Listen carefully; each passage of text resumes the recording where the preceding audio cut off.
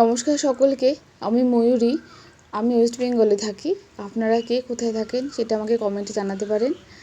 তো আমি আজকে শেয়ার করছি লাউ ডগার রেসিপি।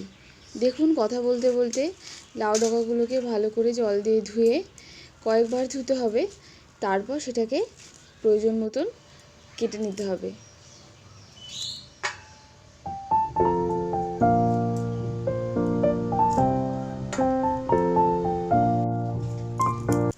আর এই তরকারি বানানোর জন্য লাগবে আলু, মিষ্টি আলু আর পটল। এগুলোকে ভালো করে ধুয়ে এরকম ছোট ছোট করে কেটে নিতে হবে।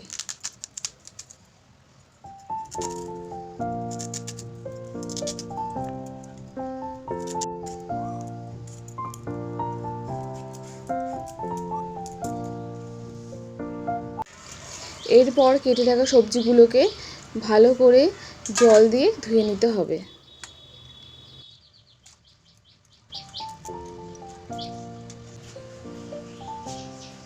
কড়াই তেল গরম হলে তার মধ্যে 3টে কাঁচা লঙ্কা আর 5 ফোড়ন দিয়ে ওই তরকারিগুলোকে দিয়ে দিতে হবে। আর তার মধ্যে দিতে হবে প্রয়োজন মতন নুন, চিনি, হলুদ, 1 চামচ লঙ্কার গুঁড়ো আর 1 চামচ ভাজা মশলা দিয়ে ভালো করে তরকারিটাকে নেড়ে চেড়ে ওর মধ্যে প্রয়োজন মতন জল দিয়ে একটা ঢাকনা দিয়ে চাপা দিয়ে দিতে হবে। কিছুক্ষণ বাদে ঢাকনা খুলে দেখতে হবে তরকারিটা সিদ্ধ হয়েছে কিনা। সিদ্ধ হলে নামানোর আগে কর্নফ্লাওয়ার দিয়ে ভালো করে একটুখানি নেড়ে চেড়ে নামিয়ে দিতে হবে। তো ভিডিওটা ভালো লেগে থাকলে অবশ্যই লাইক করবেন আর কমেন্টে জানাবেন আপনাদের ভিডিওটা কেমন লাগছে। দেখা হবে নেক্সট ভিডিওতে। আপনারা সবাই ভালো থাকুন, সবাই খুব সুস্থ থাকুন। আপনারা অবশ্যই ভিডিওটা শেষ পর্যন্ত দেখবেন।